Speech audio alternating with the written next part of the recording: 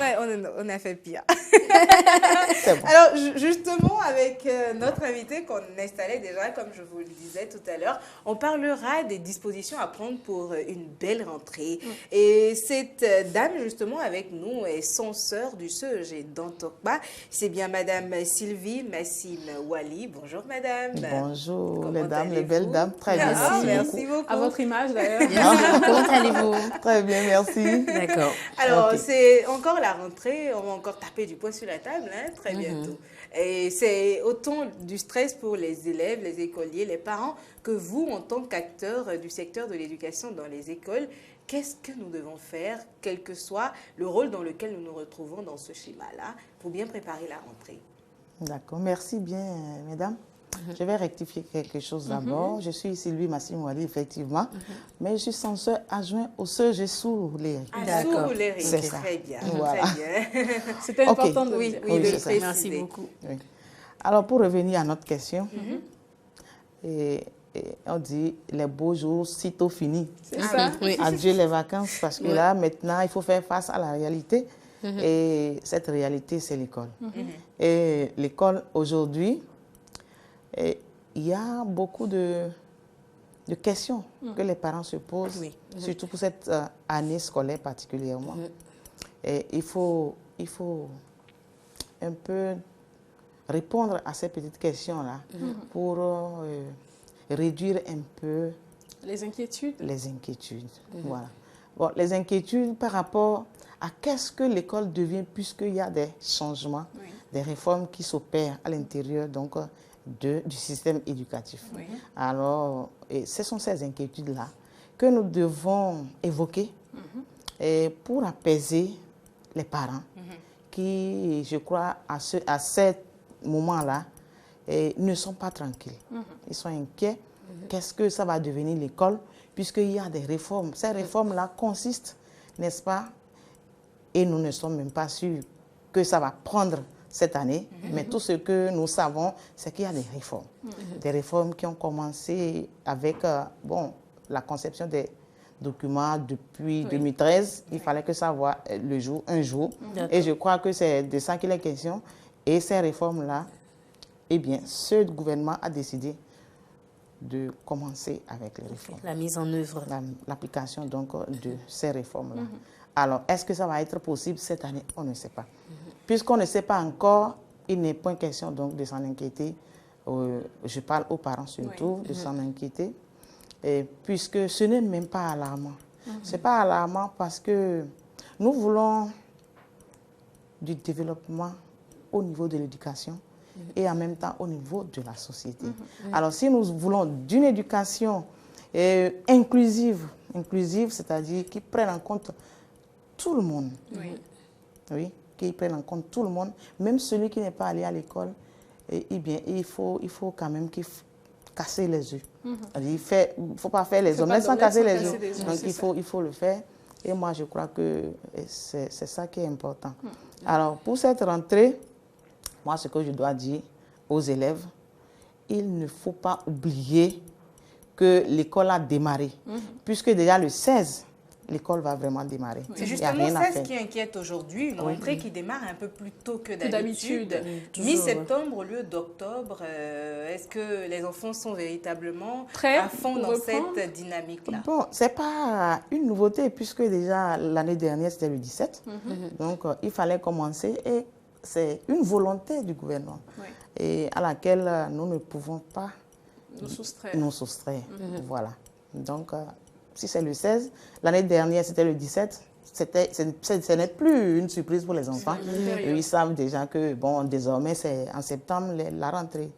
Voilà. Mais là, vous avez un conseil à donner aux parents et aux enfants qui se préparent à reprendre la rentrée des classes? Aux élèves, je leur dis dès le premier jour, c'est dès le premier jour qu'on réussit l'année. Quand on ne commence pas dès le premier jour, c'est que on a des problèmes.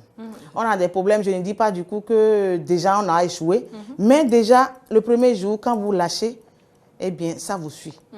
Et ça se fait ressentir dans vos résultats. Voilà. Et aux parents, je dis de suivre les enfants. D'accord. Parce qu'il y a des parents qui abandonnent les enfants. Oui. C'est-à-dire des parents qui ne veulent pas aider les enfants. Il y a des enfants seuls qui se battent seuls pour s'inscrire, pour acheter les fournitures, le minimum de fournitures qu'il faut.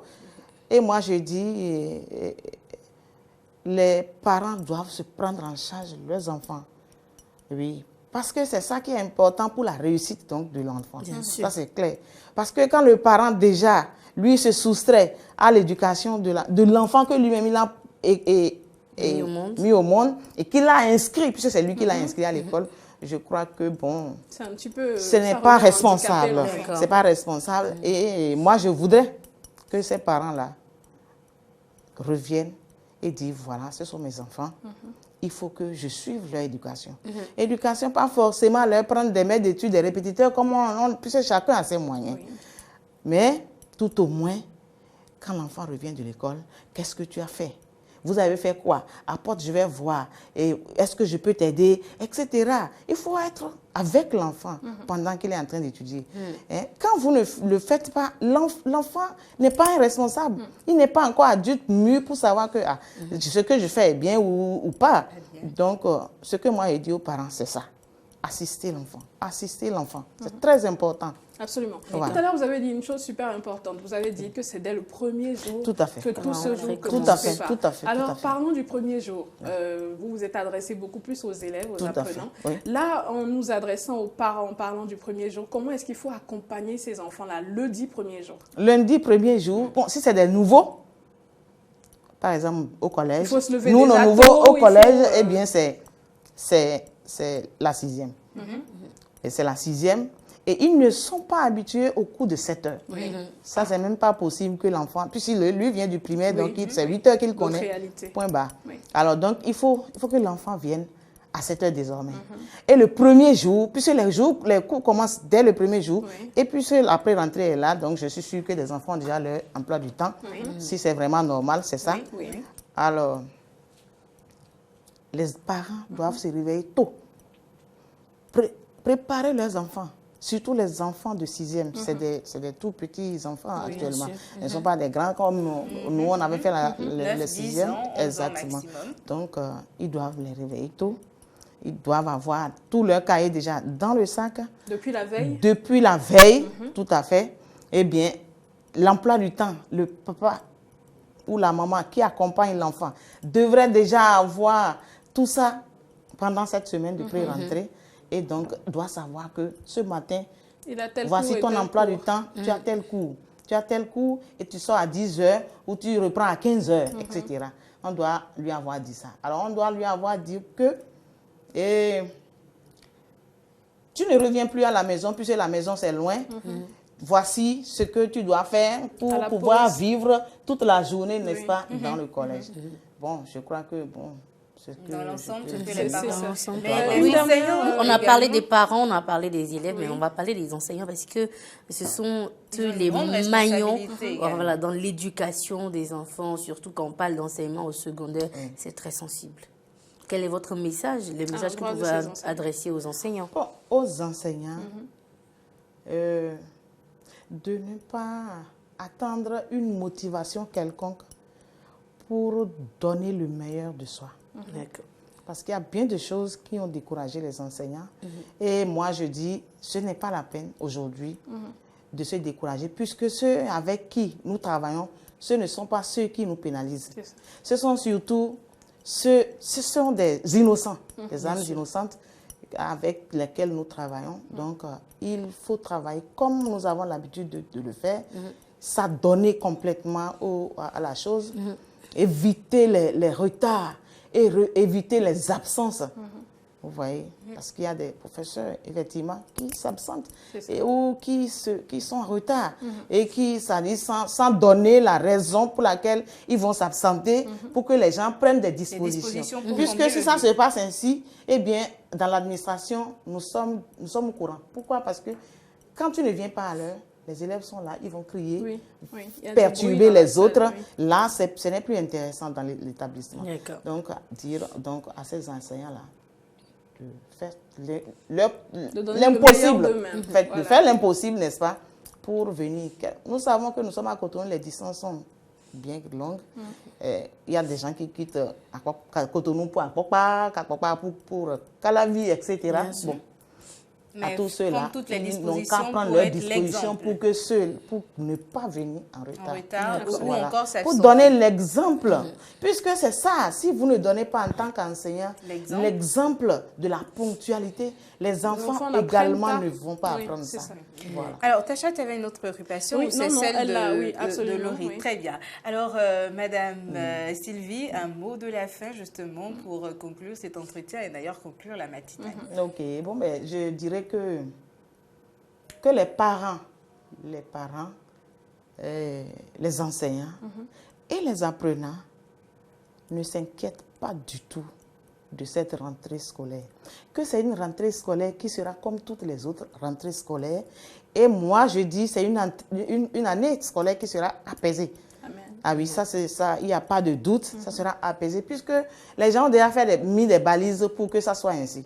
Alors je ne vois pas pourquoi l'année là sera autrement. Comme il en est depuis l'année dernière, déjà nous avons eu une année calme et apaisée avec des résultats très satisfaisants à la fin de l'année. Voilà. Merci Dame Sylvie, un plaisir de vous avoir reçu par ici. Merci. Et nous vous souhaitons à vous également une belle année scolaire parce que vous êtes du secteur de l'éducation. À vos enfants également une bonne rentrée s'il y en a qui sont également à l'école. Et les autres sont également vos enfants, tous ceux-là que vous censurez au quotidien. Alors les filles, c'est le moment où on dit bye bye. C'est le moment où on dit bye bye. Vous avez constaté que le plat il a disparu, c'est simplement parce que Maury il est venu chercher son assiette de galifort manger. Eh bien on va trinquer avec madame. Ah oui, assurément. On vous souhaite une bonne rentrée. Portez-vous bien. Bisous. Bye bye. Bonne journée. On vous aime. À demain.